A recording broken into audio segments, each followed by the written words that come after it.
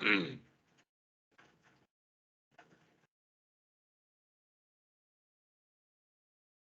اللہ الرحمن الرحیم نحمده ونصلی ونسلم علی رسوله الکریم اما بعد۔ علامہ علاء الدین حصکفی اپنے مقدمے کے آخر میں رسم المفتی یعنی اصول افتاء بیان کر رہے ہیں، اور یہ طریقہ ہے چند مصنفین کا، جیسے انہوں نے یہ طریقہ اختیار کیا، اسی طرح سے ان سے پہلے حضرت علامہ امام قاضی خان رحمہ اللہ نے اپنی فتاوی خانیہ جو لکھی اس میں بھی شروع انہوں نے رسم المفتی سے کیا ہے، اور علامہ شامی نے تو پورا رسالہ ہی الگ لکھ دیا شرح العقود، جس کو آپ پڑھ بھی رہے ہیں۔ تو یہ بالکل مناسب طریقہ ہے کہ اصل کتاب شروع کرنے یا اصل بحث شروع کرنے سے پہلے مفتی کو اصول افتاء بتا دیے جائیں۔ تو اصول افتاء میں سے چند باتیں آپ نے انہوں نے ان کے کلام میں سن لیے، سمجھ لیے۔ تفصیلات کے لیے تو آپ کو علامہ شامی کی رد المختار کا مطالعہ کرنا ہوگا، اور اس میں بہت ساری باتیں آئیں گی جس میں کچھ مباحث اور کچھ تفصیلی گفتگو شرح العقود میں ہوگی انشاءاللہ۔ تو مفتی کو کس ترتیب سے اقوال ائمہ لینے چاہیے، اس کے بعد کیسے اندازہ لگے کہ کون سا قول زیادہ معتمد اور معتبر ہے، تو علامات افتاء بھی بتائے، اور کیسے پتہ چلے کہ کون قول جو ہے نسبتاً زیادہ بہتر اور زیادہ قابل اعتماد ہے، تو اس کی بھی علامتیں بتائیں۔ اور پھر اس کے بعد اب علامہ قاسم ابن قتلوبغہ رحمہ اللہ نے جو تصحیح القدوری لکھی، تو انہوں نے بھی تصحیح القدوری میں رسم الافتاء اور جگہ جگہ انہوں نے بحثیں کی ہیں اصول افتاء سے۔ آپ دیکھ رہے ہوں گے شرح العقود میں کتنے حوالے ان کے دیے ہوئے ہیں۔ تو اس لیے علامہ شیخ قاسم ابن قتلوبغہ نے اپنی تصحیح فی تصحیح سے مراد تصحیح القدوری، ان کی بڑی مشہور کتاب ہے، تو اپنی تصحیح القدوری میں انہوں نے کہا ہے، کیا کہا ہے؟ فرماتے ہیں اس کا خلاصہ یہ ہے کہ انہ لا فرق بین المفتی والقاضی، مفتی اور قاضی کے درمیان کوئی فرق نہیں ہے، یعنی ابھی تک جو کچھ اصول افتاء بیان کیے گئے ہیں کہ مفتی کو ان امور کا خیال رکھنا چاہیے، یہ مطلب نہیں ہے کہ یہ مفتی کے لیے ہے اور قاضی کے لیے کچھ اور اصول ہیں۔ جو اصول مفتی کے لیے وہ سارے اصول اپلیکیبل ہیں قاضی کے اوپر بھی۔ الا ان المفتی مخبر عن الحکم والقاضی ملزم به، فرق یہ ہے دونوں کا دائرہ کار ذرا مختلف ہے، کہ قاضی مفتی تو بتا کر کے فارغ ہو جاتے ہیں، لیکن قاضی کو اس حکم کو نافذ کرنا ہوتا ہے۔ تو قاضی کا جو کام ہے، دائرہ کار ہے، وہ ہے نفاذ۔ جی، تو فرماتے ہیں کہ الا ان المفتی مخبر عن الحکم، مفتی تو حکم بتانے والا ہوتا ہے، اور قاضی اس کو لازم کرنے والا، اس کو نافذ کرنے والا ہوتا ہے۔ ایک بات تو یہ ہو گئی، اور دوسری بات کیا ہے؟ وَأَنَّ الْحُكْمَ وَالْفُتْيَا بِالْقَوْلِ الْمَرْجُوحِ جَهْلٌ وَخَرْقٌ لِلْإِجْمَاعِ، فرماتے ہیں کہ حکم اور فتیا، قول مرجوح پر فتویٰ دینا، قول مرجوح پر فیصلہ کرنا، یہ جہالت ہے، اجماع وہ توڑنا ہے، اجماع کی خلاف ورزی ہے۔ یہ حکم اور فتیا دونوں، حکم بھی اور فتیا، تو فتیا تو مفتی کا کام ہے نا، اور حکم جو ہے قاضی کا کام ہے، امیر کا کام ہے۔ تو دونوں کے بارے میں یہ فرمایا کہ قول مرجوح پر نہ تو فتویٰ ہو سکتا ہے اور نہ قاضی فیصلہ دے سکتا ہے۔ تو قول مرجوح پر فتویٰ دے دینا اور فیصلہ کر دینا یہ جہالت ہے، اور اجماع کی خلاف ورزی ہے۔ اجماع تو یہی ہے کہ قول راجح پر فتویٰ ہونا چاہیے تھا کہ قول مرجوح پر. دو باتیں ہو گئی. علامہ قاسم ابن قتلبغا نے اپنی تصحیح القدوری میں جو کچھ لکھا ان میں تیسری بات اختصار کے طور پہ کیا ہے، وہ یہ ہے کہ وَأَنَّ الْحُكْمَ الْمُلَفَّقَ باطل بالاجماع. یہ دیکھیے، اس پہ بھی آپ حضرات ذرا مطالعہ کریں اور تفصیل دیکھیں. اس میں بہت سارے اقوال آئیں گے، بڑے اختلافات آئیں گے، اور خلاصہ میں ذکر کرتا ہوں یا پھر ایک جہت سے کہ یہ فرماتے ہیں علماء کی حکم ملفق باطل ہے، اجماعاً باطل ہے، کوئی اس سے راضی نہیں ہے، کوئی اس کو درست نہیں کہتا ہے، کوئی اسے صحیح قرار نہیں دیتا. حکم ملفق، حکم ملفق کا مطلب، تلفیق کا مطلب ہوتا ہے کہ ایک قول فلاں سے لیا، دوسرا قول فلاں سے لیا ایک ہی عمل میں، اور اس کو گھال میل کر کے جو ہے نا وہ سب کو صحیح کر دیا. یہ نہیں چلے گا. ایک ہی عمل میں ایک ہی عبادت ہے، مثال کے طور پر نماز ہے، تو ایک قول شافعی فقہ سے لیا، ایک قول حنفی فقہ سے لیا، اور دونوں قول کو ملا کے کہہ دیا کہ ہماری نماز درست ہو گئی. اس کی مثال دیکھیے گا، علامہ شامی نے چند مثالوں میں سے ایک مثال یہ پیش کی کہ مثال کے طور پر کوئی بندہ باوضو ہے اور فقہ حنفی کے مطابق اس کا وضو ٹوٹ جاتا ہے اگر اس کے بدن سے خون بہہ جائے، نکل جائے، خون نکل کر کے بہہ جائے تو اس کا وضو ٹوٹ جاتا ہے. فقہ شافعی میں خون نکلنے سے کوئی فرق نہیں پڑتا ہے، بس خون ناپاک ہے تو خون دھل دے، وضو رہے گا. یہ معاملہ ہے. تو حنفی کا وضو تو ٹوٹ جائے گا. لیکن ایک دوسرا مسئلہ فقہ شافعی سے یہ ہے کہ اگر کوئی بندہ مس مرآ کرے، عورت کو چھو دے بلا حیلولت حائل، اپنے جو ہے وہ کف دست سے عورت کے بدن کو چھو دے، چھل جائے عورت، تو اس سے وضو ٹوٹ جاتا ہے. یہ ایک اختلافی مسئلہ ہے، اس کی تفصیل اور استدلال سب آپ کو جو ہے نا فقہ کی کتابوں میں مل جائے گی. کہنا یہ ہے کہ ایک بندہ زید ہے، وہ باوضو تھا، اور وہ حنفی ہے یا شافعی ہے. اب اس کو خون بہہ گیا اور اس نے ایک عورت کو، یعنی اپنی زوجہ کو مثال کے طور پہ ہاتھ سے چھو دیا، تو امام اعظم ابو حنیفہ کے نزدیک بھی اس کا وضو ٹوٹ گیا، اور امام شافعی کے نزدیک بھی اس کا وضو ٹوٹ گیا. وجہ الگ الگ ہے. حنفیہ کے نزدیک اس کا وضو اس لیے ٹوٹا کہ اس کے بدن سے خون نکل کر کے بہہ گیا. شافعیہ کے نزدیک اس کا وضو اس لیے ٹوٹا کہ اس نے عورت کو چھو دیا، اور مس مرأت ناقص وضو ہے، تو دونوں کے اعتبار سے اس کا وضو ٹوٹ گیا. لیکن وہ کیا کرے کہ اپنے فائدے کی طلاق کا مسئلہ جو ہے نا وہ حنفی فقہ سے لے لے، اور دوسرے فائدے کا مسئلہ شافعی فقہ سے لے لے. وہ یہ کہے کہ میرا وضو جو ہے وہ خون کی وجہ سے تو امام ابو حنیفہ کے نزدیک ٹوٹے گا، امام شافعی کے نزدیک تو نہیں ٹوٹے گا، تو خون والے معاملے میں فقہ شافعی کو لے لیتا ہوں، اور عورت کے چھو دینے سے میرا وضو ٹوٹے گا امام شافعی کے نزدیک، امام ابو حنیفہ کے نزدیک تو نہیں ٹوٹے گا، تو مس مرأت کے معاملے میں فقہ حنفی کو لے لیتا ہوں. تو فقہ حنفی کے مطابق عورت کے چھونے سے وضو ٹوٹے گا نہیں، فقہ شافعی کے مطابق خون نکلنے سے وضو ٹوٹے گا نہیں، لہٰذا میرا وضو بالکل سلامت ہے، میں جا رہا ہوں نماز پڑھنے. یہ ہوا حکم ملفق. یہ حکم ملفق ہے، یعنی منفی طور پر دونوں مختلف فقہوں کو لینا، اور یہ کہتے ہیں بالاجماع باطل ہے.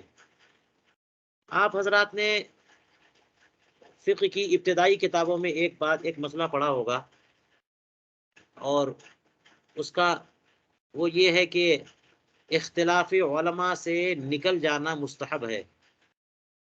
اس کا کیا مطلب؟ یعنی یہ حکم ملفق جو باطل کہا، اگر حکم ملفق جو ہے وہ مثبت انداز میں ہو تو وہ بہتر ہوتا ہے. کیا مطلب؟ کہ یہی بندہ یہ سوچے، جس بندے کے بارے میں بھی بات ہوئی، اس نے وضو کیا ہوا تھا، اور خون نکل گیا اور وہ شافعی ہے تو حنفیہ کے نزدیک تو وضو ٹوٹا نہیں، حنفیہ کے نزدیک تو وضو ٹوٹ گیا، شافعیہ کے نزدیک وضو ٹوٹا نہیں، لیکن فقہ حنفی کی رعایت کرتے ہوئے وہ وضو کر لے۔ یا ایک حنفی ہے، عورت کو اس نے چھو دیا تو فقہ شافعی کے مطابق اس کا وضو نہیں ٹوٹا، لیکن پھر بھی وہ تجدید وضو کر لے تاکہ امام شافعی کے نزدیک بھی اس کا وضو سلامت مانا جائے۔ امام ابو حنیفہ کے نزدیک تو اس کا وضو ہے ہی، فقہ شافعی اور شافعی ائمہ کرام کے نزدیک بھی وہ باوضو مانا جائے۔ اس اختلاف سے نکلنے کے لیے اگر مس مرأت کے بعد بھی کوئی حنفی نیا وضو کر لے تو یہ مستحب ہے، یہ بہتر ہے، اس کو کہتے ہیں اختلاف علماء سے نکل جانا مستحب ہے۔ تو یہ دوسری جیسے یہ معاملہ ہے۔ یہاں پر یہ ہے کہ منفی طور پر حکم ملفق استعمال کرنا یہ بالاجماع باطل ہے۔ جی آواز نہیں آ رہی ہے؟ آواز کلیئر آ رہی ہے حضرت؟ السلام علیکم۔ ٹھیک، چلیے اس کو ذرا آپ حضرات دیکھیے گا، رد المحتار میں حکم ملفق باطل ہے، تلفیق باطل ہے۔ ایک مسئلہ یہاں سے لیا، دوسرا مسئلہ وہاں سے لیا، سب ملا جلا کے کھچڑی پکا دی۔ یہ غیر مقلدین کرتے ہیں، یا آج کل کے جو ہے نا جن کو کسی کی تقلید نہیں کرنی ہے، کہیں سے کچھ لیا کہیں سے کچھ لیا اور سب ملا جلا کر کے عمل شروع کر دیا، یہ باطل ہے۔ ایک ہی مسئلے میں، ایک ہی حکم میں چند جگہوں سے معاملات لے لیے اور ایک چیز تیار کر لی تو یہ باطل ہے۔ چلیے علامہ قاسم ابن قتلبغہ نے جو باتیں تصویر القدوری میں لکھی ہیں اس کا خلاصہ یہ 3 باتیں تو بیان کر دیں۔ چوتھی بات کیا ہے؟ فرماتے وَأَنَّ الرُّجُوعَ عَنِ التَّقْلِيدِ بَعْدَ الْعَمَلِ بَاطِلٌ اتِّفَاقًا وَهُوَ الْمُخْتَارُ فِي الْمَذْهَبِ۔ فرماتے ہیں کہ یہ ہے کہ تقلید سے رجوع عمل کے بعد اتفاقاً باطل ہے۔ کیا مطلب؟ اس کا بھی مطالعہ، اس کی تفصیل کا بھی مطالعہ آپ کو کرنا پڑے گا رد المحتار میں، اور ہو سکے تو علامہ طہطاوی کا جو حاشیہ ہے طہطاوی علی الدر اسے بھی دیکھیں۔ تو فرماتے ہیں کہ عمل کے بعد تقلید سے رجوع کر لینا یہ باطل ہے، اور اس سے مراد یہ ہے جو بالکل ظاہری مفہوم ہے، بالکل اتفاقی مفہوم ہے، چونکہ یہاں پہ اتفاقاً کہہ دیا نا، ورنہ اور صورتیں بتائیے گا تو اس میں اختلاف بھی ہے، اور صورتوں میں اختلاف بھی ہے کہ ایک فقیہ کی تقلید، ایک امام کی تقلید کر لینے کے بعد، عمل کر لینے کے بعد اس سے رجوع کرنا باطل ہے، ایسا نہیں ہوتا۔ لیکن ہر ایک کو ہر دم ہر وقت اجازت بھی نہیں ہے۔ اجازت کی صورت ہے دیکھیے آپ فتاوی رضویہ شریف میں، اور اس میں بحث بھی لکھی ہے ان حضرات نے کہ شافعی اگر حنفی ہوتا ہے تو ہو سکتا ہے، اور بھی صورتیں کہ کہیں پر ایسی جگہ پہنچ گیا جہاں پر اس فقہ کا کوئی فقیہ نہیں مل رہا ہے، عمل کرنے کی صورت نہیں ہے، اور ظاہر ہے کہ وہ مقلد ہے، فاسألوا اہل الذکر ان کنتم لا تعلمون اس کے لیے حکم ہے، تو وہ اہل ذکر پائے گا کہاں سے جب اسی مذہب پر رہے گا جس مذہب کے ائمہ کی تقلید کر رہا تھا، اور ایسی جگہ پہنچ گیا ہے یا ایسا وقت آ گیا ہے کہ اس کے مذہب کے ائمہ یا فقہا اب وہاں پر موجود ہی نہیں ہے۔ یہ سب چند صورتیں ہیں اور اس میں مزید گفتگو ہو سکتی ہے، لیکن میں اس جملے کا ایک خاص مفہوم بیان کروں جو اتفاقی ہے، اور وہ کیا ہے؟ وہ یہ ہے کہ عمل کے بعد تقلید سے رجوع کرنا باطل ہے۔ مثال کے طور پر آپ نماز پڑھ رہے تھے اور آپ نے فقہ حنفی کے مطابق آپ نے نماز پڑھ لی، اور نماز کے دوران آپ کے بدن سے خون نکلا اور بہہ گیا، آپ کو پتہ نہیں چلا، نماز سے فارغ ہو گئے، تو اب کسی نے بتایا کہ نماز کے دوران ہی خون بہ گیا تھا، وضو ٹوٹ گیا تو نماز گئی۔ اب اس کے بعد کیونکہ اس وقت تک آپ جو ہے حنفی تھے، آپ نے کہا کہ وہ جو نماز میں نے پڑھی وہ اب اس نماز کو میں فقہ شافعی کے مطابق کرتا ہوں، چلو میری نماز جو ہے فقہ شافعی کے مطابق ہو گئی۔ تو عمل کے بعد تقلید سے رجوع کر رہے ہیں نا، جس عمل کو کر چکے ایک مذہب کے مطابق کیا، اور اب عمل سے فارغ ہو جانے کے بعد اس امام کی تقلید سے رجوع کریں کہ نہیں وہ جس امام کی میں تقلید کر رہا تھا اس کے مطابق وہ نماز تو نہیں ہو پائے گی، لیکن دوسرے امام کے مطابق تو ہو جائے گی، چلو ان امام کے مطابق میں اس نماز کو قرار دیتا ہوں۔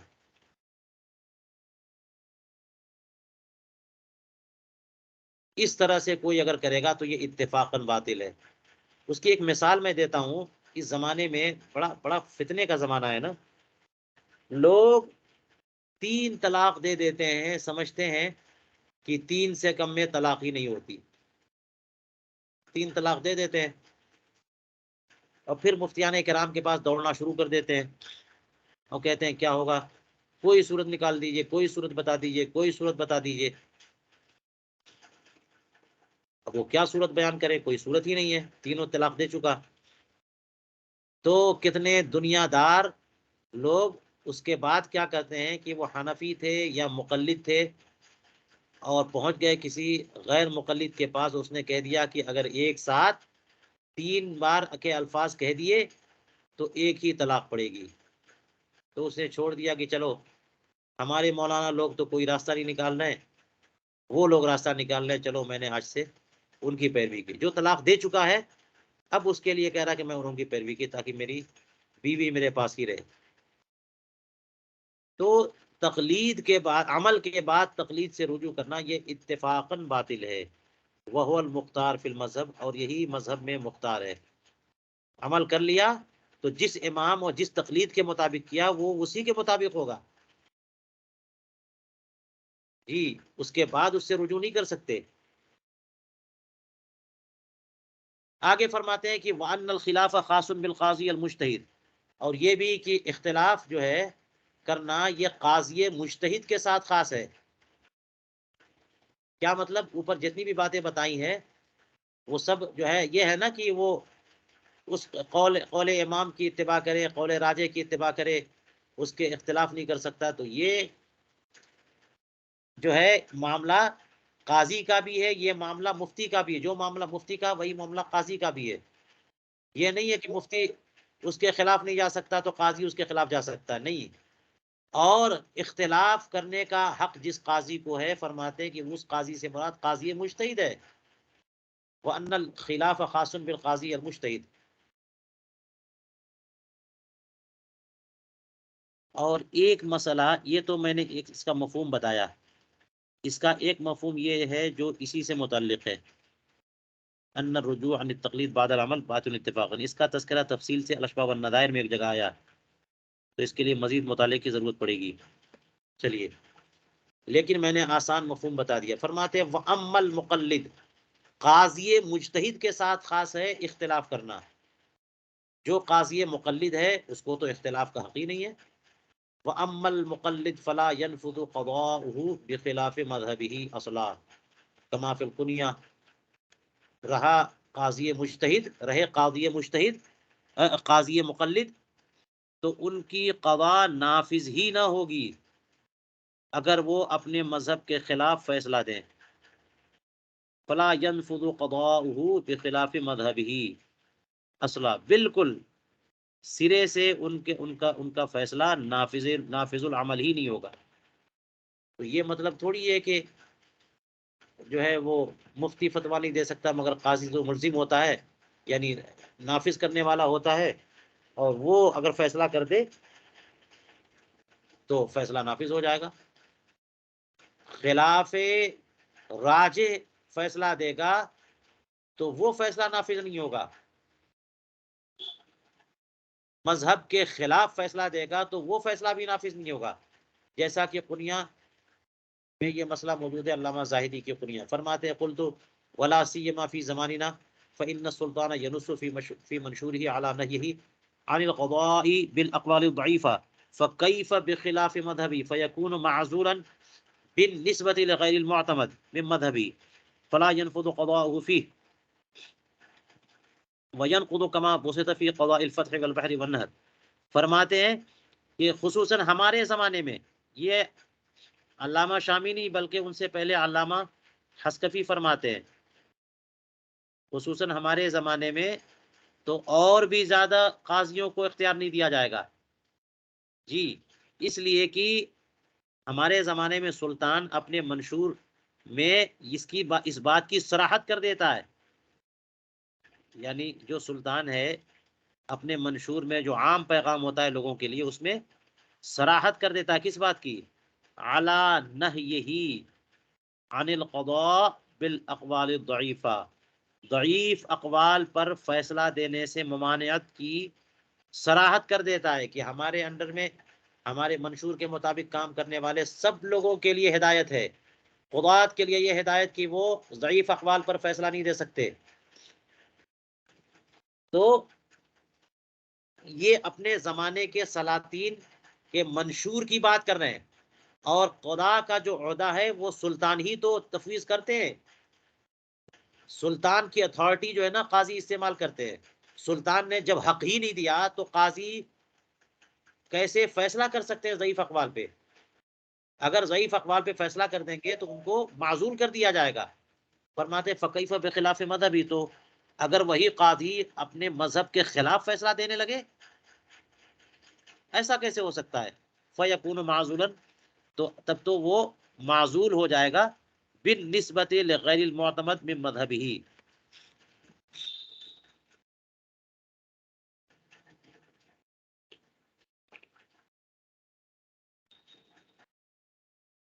اب دیکھ رہے ہیں مذہب سے باہر کا فیصلہ کرے وہ تو اس طرف نسبت کرتے ہوئے کہ جو اپنے مذہب کے غیر معتمد قول کی طرف نسبت کرتے ہوئے کہ مذہب کا وہ قول لیا انہوں نے جو معتمد نہیں ہے، جو ضعیف ہے، جو مرجوح ہے،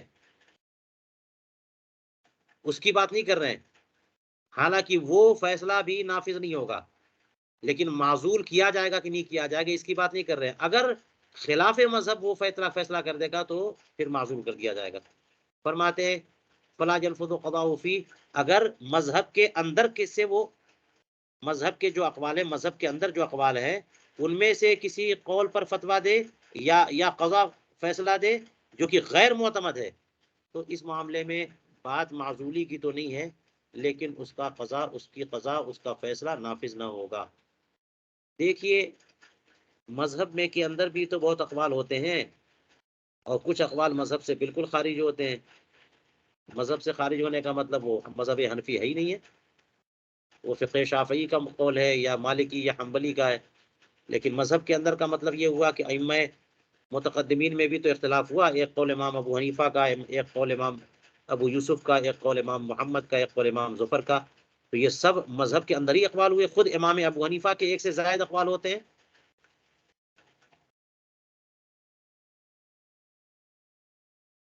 جی فرماتے ہیں کہ اگر مذہب کے اندر ہی صحیح لیکن کوئی غیر معتمد قول پر اس نے فیصلہ دے دیا تو اس کی قضا نافذ نہ ہوگی بلکہ وہ ٹوٹ جائے گی، وہ فیصلہ ٹوٹ جائے گا، جیسا کہ فتح قدیر کی کتاب القضاء میں، البحر الرائق اور النہر الفائق اور دیگر کتب کی کتاب القضاء میں یہ بات پوری تفصیل سے لکھ دی گئی ہے.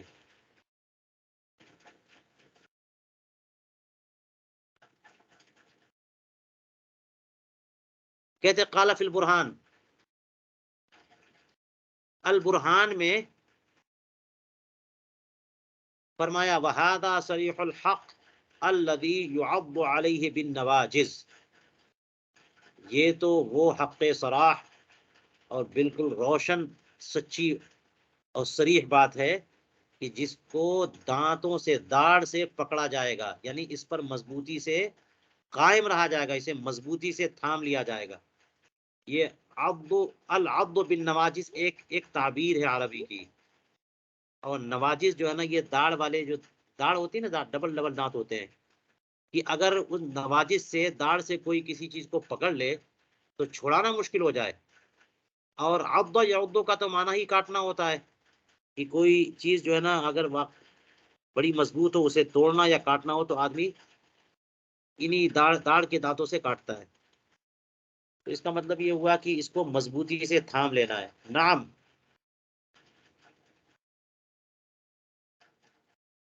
امر الامیری متا صادف فصلا مجتہدا فیہ نفذ امرہ کما فی سیر التاتار خانیہ وشرح السیر الکبیر فلیحفظ. ہاں یہ ہے کہ امیر کا حکم جب کسی ایسی فصل، ایسے باب، ایسے مسئلے سے مل جائے جو مسئلہ مجتہد فی ہو، مسئلہ ہی مجتہد فی ہے، تو پھر یہ کہ ان کا حکم جب اب نافذ ہوتا ہے، کیونکہ یہ وہ خلاف مذہب تو ہوا نہیں، وہ تو مجتہد فی مسئلہ ہے، اس میں مجتہدین کو اجتہاد کرنے کا حکم ہے. ٹھیک ہے. اور ظاہر ہے کہ یہاں امر الامیر سے مراد امیر مجتہد ہوگا. فرماتے کما فی، جیسا کہ التاتار خانیہ کی کتاب السیر میں. التاتار خانیہ یہ فتاوی تاتار خانیہ بڑی مبسوط کتاب ہے جو ہندوستان میں، اس کے مصنف جو ہے نا دہلی کے ایک بہت بڑے مفتی تھے، اور فیروز شاہ تغلق کے زمانے میں شاید ایک ان کے کمانڈر ان چیف تھے جن کا نام تھا تاتار خان. ان سے بڑی دوستی تھی، ان کے کہنے پر انہوں نے یہ فتاوی کی کتاب تیار کی. بڑی مبسوط کتاب ہے، اور اپنے انہی دوست کے نام سے اس کو منسوب کر دیا. بہت ہی اعتماد کیا ہے بڑے بڑے فقہا نے، یہاں تک کہ الاشفاء والنظائر میں، اور یہاں علامہ شامی نے، بڑی بڑی کتابوں میں اس کے حوالے موجود ہیں. تو فتاوی تاتار خانیہ کی کتاب السیر میں اور السیر الکبیر کی شرح میں بھی اس کو بیان فرمایا، تو لہٰذا اسے یاد رکھنا چاہیے. فرماتے وقد ذکروا،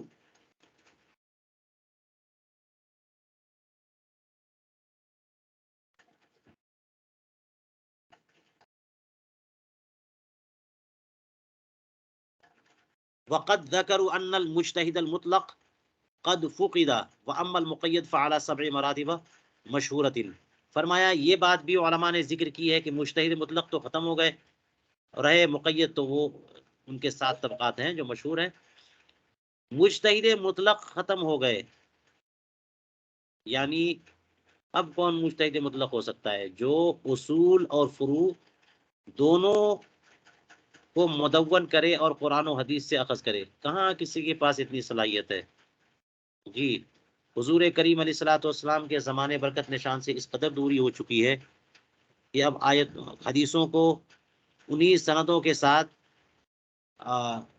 حاصل کر لینا یہ بہت مشکل ہو، کیونکہ کتنی سندیں عالی تھی جو صحیح تھی، اب بعد میں زمانہ گزرتا چلا گیا تو اس میں کمزور روات آتے چلے گئے. اب کیسے کہہ سکتے ہیں کہ جو چانسز ان تابعین اور تبع تابعین کو اگلوں کو تھے وہی چانسز آج بھی ہیں؟ ایسا ہو ہی نہیں سکتا. یا پھر واقعی صورت بتا رہے کہ واقعہ یہی ہے کہ اس کے بعد کوئی مجتہد مطلق تو ہوا نہیں، تو وہ تو ختم ہو گئے. رہے مقید، اور مقید کہہ کر کے یہ بتانا چاہتے ہیں کہ جو کسی قید سے مقید ہو، جو مجتہد فی المذہب ہیں، مجتہد فی المسائل ہیں وغیرہ، تو ان کے 7 مشہور مراتب ہیں. علامہ شامی نے اس پر تنقید کی ہے کہ یہ تو جو 7 مشہور مراتب ہیں وہ تو اس میں تو مجتہد مطلق بھی شامل ہے. اور یوں بھی تنقید کی جا سکتی ہے کہ وہ مقید کے 7 مراتب آپ کہہ رہے ہیں، مقید یعنی مجتہد مقید، تو ان 7 مراتب، وہ 7 مراتب تو فقہا کے ہیں، مجتہد کے تو ہے نہیں. مجتہد تو شروع کے ہی 3 ہیں، مجتہد مطلق جو ہے، اور مجتہد فی المذہب اور مجتہد فی المسائل. باقی تو ائمہ ترجیح و تصحیح جو ہے وہ سب مقلدین میں ہے. چلیے بہرحال فرماتے ہیں وَأَمَّا نَحْنُ فَعَلَيْنَا اتِّبَاعُ مَا رَجَّحُوهُ وَمَا صَحَّحُوهُ. اور رہے ہم لوگ، یہ کون کہہ رہا ہے؟ علامہ علاء الدین حسکفی کہہ رہے ہیں. تو ان کے بعد والوں کا کیا حل ہوگا؟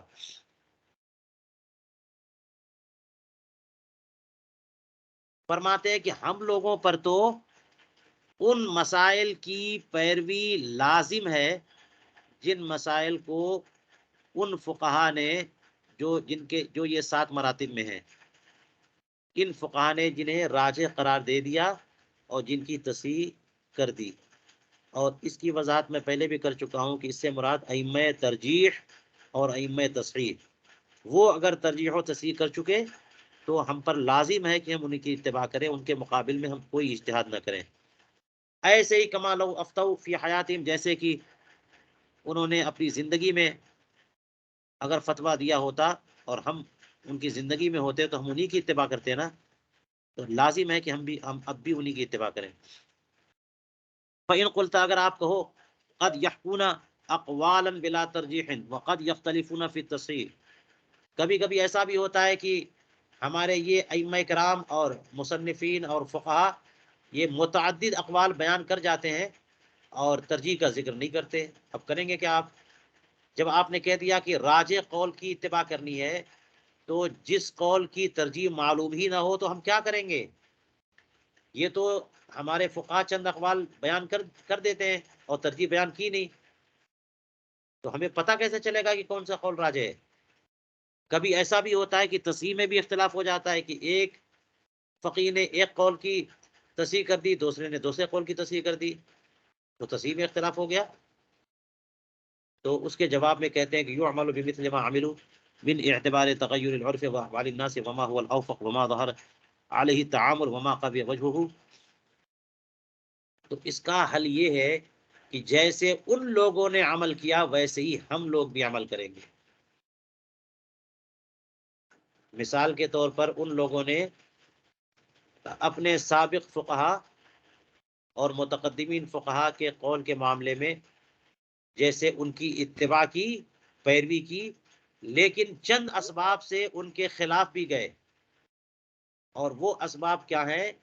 جن کو ہم اسباب ستہ کہتے ہیں، اور یہاں بس اشارتاً ذکر کیا ہے کہ عرف کا اعتبار، تغیر عرف کا اعتبار انہوں نے کیا، ہم بھی کریں گے. احوال ناس کا اختلاف ہو گیا، احوال ناس لوگوں کے احوال بدل گئے، حالات بدل گئے، اور حالات بدل جانے سے جو حکم بدلے گا وہ پہلے بھی بدلا اور اب بھی بدلے گا. وما هو الاوفق، اور جو حالات اور دیگر امور کے زیادہ موافق ہو اس کا اعتبار کیا جائے گا. وما ظہر علیہ تعامل جس پر ظاہر ہو جائے اس کے مطابق عمل حکم بدلے گا، اب بھی بدلے گا. چنانچہ اسی کے لیے فقہی نشستیں ہوتی ہیں، فقہا بیٹھتے ہیں، فیصلے کرتے ہیں.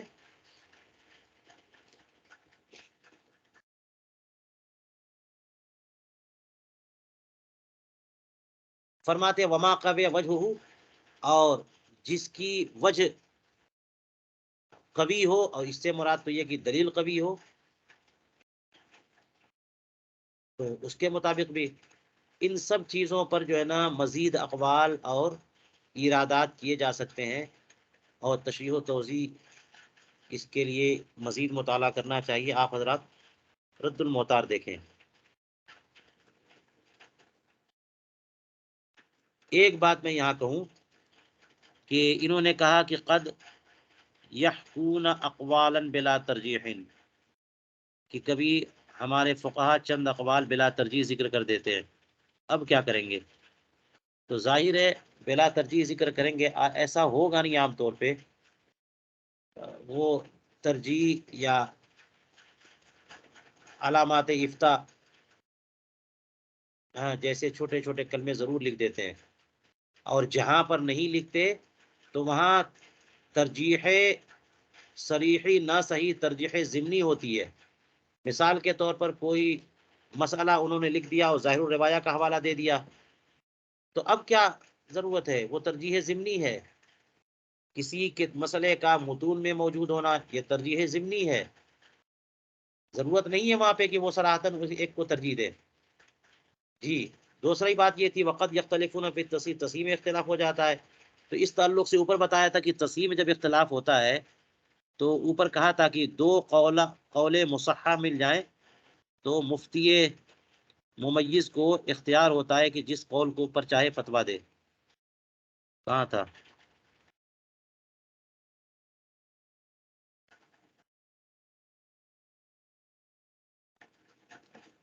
ہاں یہ ہے متى كان في المسألة قولان مصححان جاز القضاء والافتاء بأحدهما.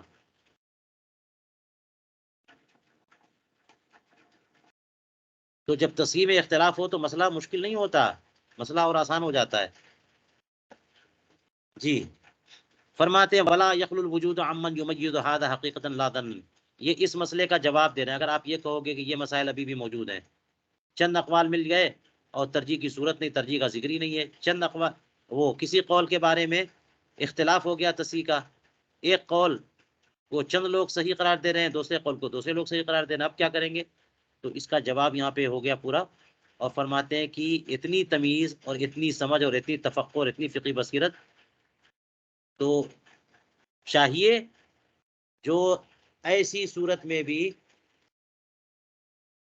جو ہے وہ کام آئے اور فیصلہ کر دکھائے.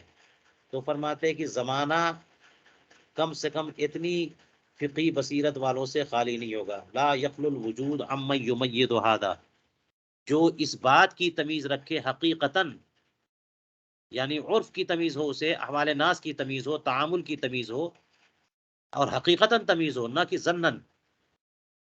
تو ایسے حضرات، ایسے فقہا سے زمانہ خالی نہیں ہوگا. وعلی من لم یمیز ان یرجع لمن یمیز لبراءۃ ذمتہ، اور جو اتنی بھی تمیز نہ رکھتا ہو اس پر لازم ہے کہ وہ ایسی بارگاہ تک رجوع کرے جو تمیز کر سکتی ہو. ایسے فقیہ اور ایسے مفتی کے پاس جائے جو تمیز کر سکتے ہوں، جی، جو سمجھ سکیں، جو بتا سکے کہ ہاں یہاں پر ضرورت متحقق ہے، تعامل کا تحقق ہو چکا، عرف بدل چکا، احوال ناس میں تبدیلی آ چکی. اگر ایک مفتی کو اس بات کی تمیز نہیں ہے تو بڑے مفتی کے پاس جائے جن کے پاس اس کی تمیز ہو. تو یہ جب رجوع کریں گے اس کی بارگاہ میں تو کم سے کم جو ہے اپنی ذمہ داری تو ادا ہو جائے گی. براعت ذمہ تو ہوگا، اب اس کے ذمے تو بات نہیں آئے گی. تو براعت ذمہ کے لیے اس پر لازم ہے کہ وہ افقہ کے پاس جائیں جن کو اس بات کی تمیز ہو. فنسأل اللہ تعالی التوفیق والقبول بجاہ الرسول. ہم اللہ سبحانہ و تعالی سے توفیق مانگتے ہیں اور اسی طرح سے قبول مانگتے ہیں بجاہ الرسول، رسول کریم رؤوف الرحیم صلی اللہ علیہ وسلم کی جاہ اور عزت اور مقام اور مرتبے کے وسیلے سے. حضور کریم علیہ الصلوۃ والسلام کے مقام و مرتبے کے وسیلے سے اللہ تبارک و تعالیٰ سے تو دعا ہے کہ اللہ تعالیٰ ہمیں اس کتاب کو مکمل کرنے کی بھی توفیق عطا فرمائے. اور جو سیاق چل رہا ہے اس کے اعتبار سے یہ کہہ لیجئے کہ اللہ تبارک و تعالیٰ ہمیں ان امور کو سمجھنے کی توفیق عطا فرمائے کہ ہم عرف کی تبدیلی اور احوال ناس کی تبدیلی اور تعامل کا ظہور یہ سب ہم جان سکیں. کیف لا،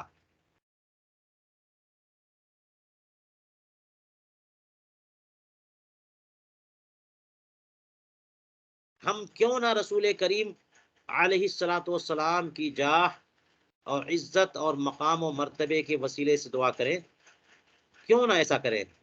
حالانکہ وقد یسر اللہ تعالی ابتداء تبییضہ فی الروضۃ المحروسہ والبقعۃ المأنوسہ تجاہ وجہ صاحب الرسالہ وحائز الکمال والبسالہ وضجیعیہ الجلیلین الضرغامین الکاملین رضی اللہ عنہما وعن سائر الصحابۃ اجمعین ووالدینا ومقلدیہم بإحسان الی یوم الدین. کیوں نہ رسول کریم علیہ الصلوۃ والسلام کی جاہ اور عزت کے وسیلے سے دعا کی جائے کہ اللہ تبارک و تعالیٰ نے تو میری اس کتاب کی تبییض کی شروعات اور آغاز ہی میرے لیے میسر فرما دیا، اس کا موقع عنایت فرمایا کہ میں اس کی تبییض کا کام شروع کروں روضہ شریفہ میں. اور اس روضہ سے مراد ریاض الجنہ، الروضۃ المحروسہ، جس کی پاسبانی ہو رہی ہے. 70,000 صبح ہیں، 70,000 شام. اللہ تبارک و تعالیٰ کے کتنے فرشتے ہیں جو رسول کریم علیہ الصلوۃ والسلام کے روضہ مبارکہ کی نگہبانی کر رہے ہیں. پورے مدینے کے ارد گرد انہوں نے فصیل باندھ رکھی ہے، روضہ محروسہ والبقعۃ المانوسہ، اور وہ بقع، وہ خطہ، وہ علاقہ جس سے سب کا دل لگتا ہے، بہت مانوس ہے طبیعت اس سے. جی رسول کریم علیہ الصلوۃ والسلام روضہ شریفہ میں کہاں پر؟ خاص نبی کریم علیہ الصلوۃ والسلام کے مواجہہ شریف میں، تجاہ وجہی صاحب الرسالہ، رسول کریم علیہ الصلوۃ والسلام جن کو اللہ تعالیٰ نے اپنی رسالت عطا فرمائی، ان کے مواجہہ شریف میں، ٹھیک ان کے رخ انور کے سامنے، وہ رسول گرامی وقار صلی اللہ علیہ وسلم جو صاحب الرسالہ بھی ہیں اور حائز الکمال والبسالہ بھی ہیں، یعنی کمالات کو جمع کرنے والے اور جرأت و ہمت اور بہادری، ہاں، والے، جنہوں نے کمالات بھی جمع کیے اور جرأت و ہمت بھی جمع کیا. اللہ تبارک و تعالیٰ نے ساری نعمتیں ان پر کامل اور تام فرمائی. اسی طرح سے ان کے دو عظیم جو ضجیعین ہیں، ساتھ آرام فرمانے والے، یعنی سیدنا ابو بکر صدیق رضی اللہ عنہ اور سیدنا عمر فاروق رضی اللہ عنہ، ضجیعین جلیلین، جلیل القدر صحابی، جو کہ بڑے زبردست شیر کی حیثیت رکھتے ہیں. عبد الغام شیر کو کہتے ہیں، الکاملین، بڑے کامل اور اکمل اور مکمل.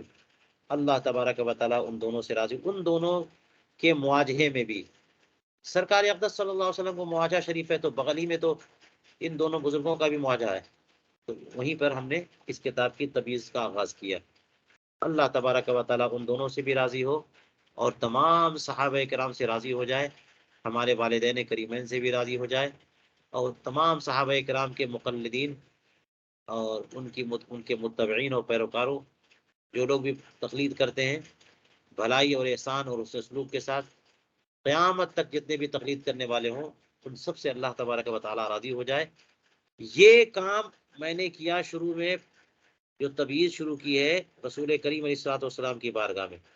ثم تجاہ الکعبۃ الشریفۃ تحت المیزاب وفی الحطیم والمقام واللہ المیسر للتمام، اور پھر کعبہ شریفہ کے سامنے، کعبہ شریفہ، کعبہ مشرفہ، خانہ کعبہ کے بالکل سامنے. کہاں پر؟ سامنا تو چاروں طرف ہے، میزاب رحمت کے نیچے، حتیم کے نیچے، مقام ابراہیم کے پاس.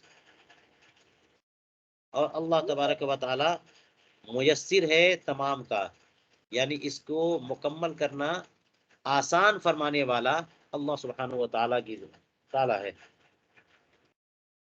تو دیکھیں یہاں پر اس کا مطلب یہ ہوا تحت المیزاب و بالحتیم، تو دونوں ایک ہی ہو گئے نا. یہ حتیم میں ہی تو میزاب رحمت گرتا ہے. بارش ہو، خانہ کعبہ کی چھت سے پانی گرے تو حتیم میں گرتا ہے پانی. تو تحت المیزاب و فی الحتیم دونوں ایک ہی.